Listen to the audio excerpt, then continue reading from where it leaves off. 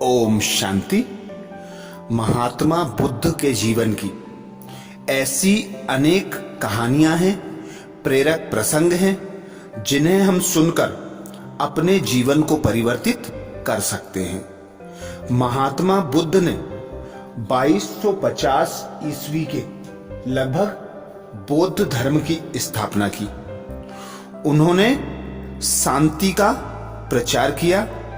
आत्मिक बल के आधार पर एक ऐसा धर्म बनाया जो शांति की राह पर चलने लगा। तो ऐसे महात्मा बुद्ध के जीवन का एक प्रसंग सुनेंगे, समर्पण का मर्म। एक प्रसंग और फिर कुछ उनके विचार सुनेंगे। तो शुरू करते हैं प्रसंग से। समर्पण का मर्म। महात्मा बुद्ध एक बार सभा के बीच बैठे थे।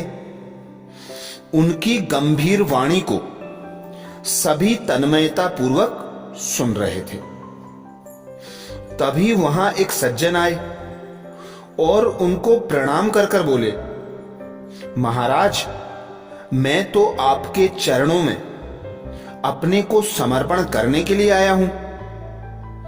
लोगों का ध्यान उनकी ओर खिंच गया क्योंकि उन्होंने अन्य लोगों की अन्य कोई बात न कहकर समर्पण की बात कही थी।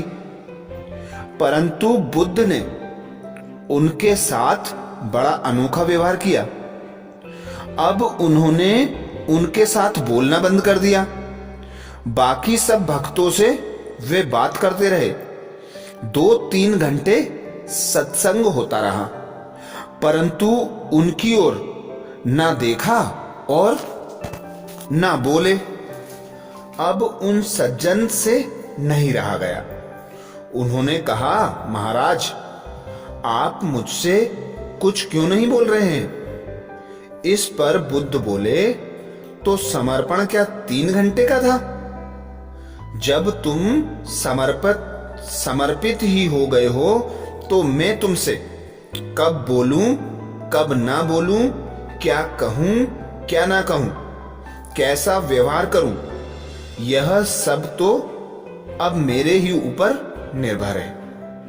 ऐसा लगता है कि तुम्हारा समर्पण 2-3 घंटे वाला ही था और उसमें भी तुम इस आशा में बेचैन होते रहे कि हम ज्यों ही समर्पण करेंगे त्यों ही ये हमें बदले में ना जाने कौन सा तत्व ज्ञान दे देंगे, कौन सी महान अनुभूति दे देंगे।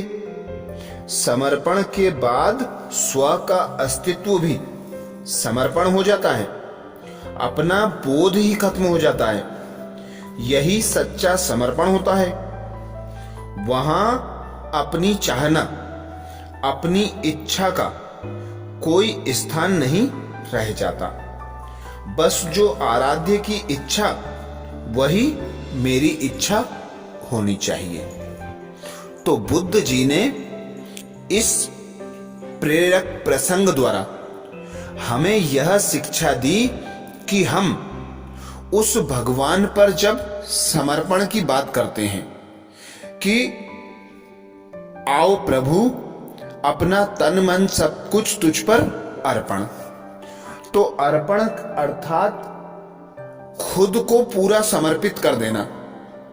तो फिर भगवान की जो इच्छा है, जो हमारे साथ घटनाएं घटित होती हैं, जो हमारे ऊपर विपत्तियां आती हैं, उन विपत्तियों में हमें भगवान को कोसना नहीं चाहिए।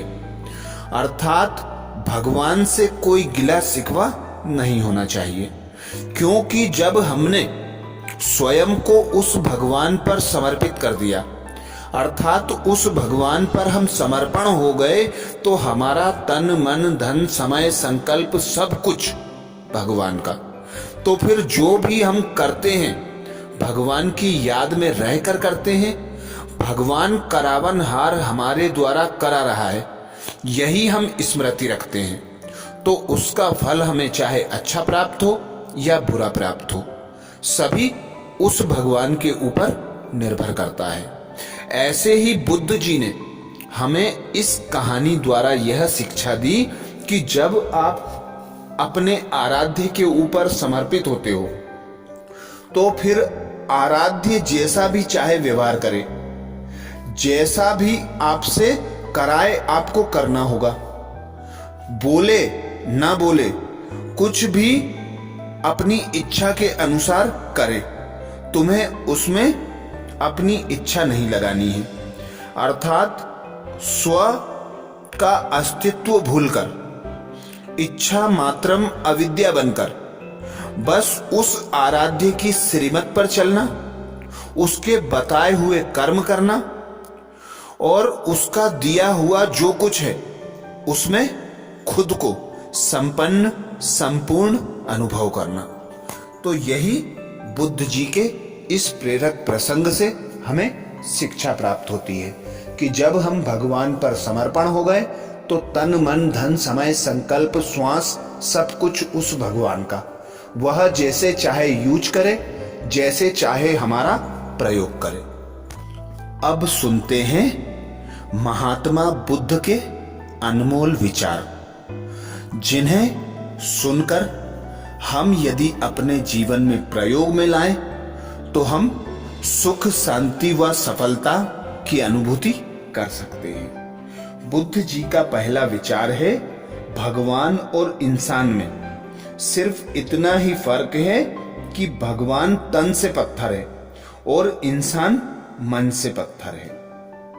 भगवान और इंसान में सिर्फ इतना ही फर्क है कि भगवान तन से पत्थर है और इंसान मन से पत्थर है। यदि इंसान अपने मन को परिवर्तित कर ले, सर्व के प्रति दया भावना रखे, सर्व के प्रति निस्वार्थ स्नेह रखे, तो वह भी भगवान का सच्चा सच्चा भक्त बच्चा बन सकता है। अगला विचार बुद्ध जी बोले, जिस दिन हम ये समझ जाएंगे कि सामने वाला गलत नहीं है, सिर्फ उसकी सोच हमसे अलग है, उस दिन जीवन के सब दुख समाप्त हो जाएंगे। जिस दिन हम ये समझ जाएंगे कि सामने वाला गलत नहीं है, सिर्फ उसकी सोच हमसे अलग है, उस दिन जीवन के सब दुख समाप्त हो जाएंगे। अर्थात हमारे दुख का मुख्य कारण है दूसरों का हमारे साथ व्यवहार। हम दूसरों के व्यवहार से दुखी होते हैं, यही हमारे दुख का कारण है। यदि हम यह सोच लें कि यह व्यक्ति जो हमारे साथ व्यवहार कर रहा है वह गलत नहीं है, उसकी सोच हमसे अलग है, तो वह कैसा भी व्यवहार करे हमारे साथ, यह उसका कर्म, और हम उसके साथ कैसा व्यवहार करते हैं, यह हमारा धर्म। अगला विचार बुद्ध जी बोले, इस संसार में देखने के लिए बहुत से खूबसूरत स्थान हैं, पर सबसे खूबसूरत जगह है बंद आंखों से अपने भीतर देखना। इस संसार में देखने के लिए बहुत खूबसूरत स्थान है, पर सबसे खूबसूरत जगह है बंद आंखों से अपने भीतर देखना। अर्थात हम कहीं भी कुछ देखने जाते हैं तो हम इसी प्राप्ति के लिए जाते हैं कि हमें सुख प्राप्त होगा, शांति प्राप्त होगी। जबकि सुख शांति प्राप्त करने के लिए हमें अपनी आंखें बंद करके अपने भीतर देखना, तो उसी से हम सुख शांति की प्राप्ति कर सकते हैं। अगला विचार बुद्ध जी बोले, जीवन उसका ही सुधरेगा जो आंख बंद होने से पहले आंख खोल लेगा। जीवन उसका ही सुधरेगा जो आंख बंद होने से पहले आंख खोल लेगा। अर्थात खुद को जानना, खुद को पहचानना, खुद का ज्ञान होना ही आंखें खुलना होता है। तो बुद्ध जी कहते, जीवन का अंत होने से पहले खुद को पहचान लो, जब तुम खुद को पहचान लेते हो तो उस भगवान की भी पहचान तुम्हें स्वतः और सहज हो जाती है। अगला विचार बुद्ध जी बोले, ईश्वर क्या है? कोई तुम्हारे